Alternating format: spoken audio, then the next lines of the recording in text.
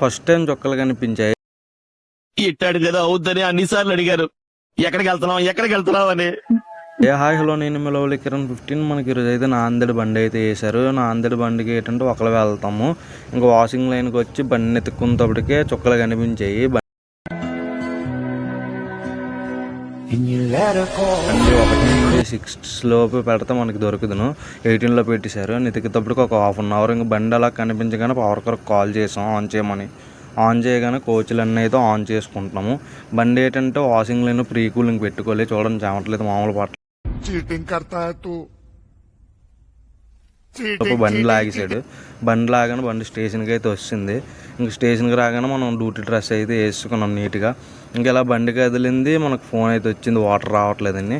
వెళ్ళి రీడింగ్లో అయితే చూసాం. ఈ బండి ఏంటంటే విశాఖపట్నం తర్వాత దువ్వాడలో స్టాపు, నెక్స్ట్ రాజమండ్రి.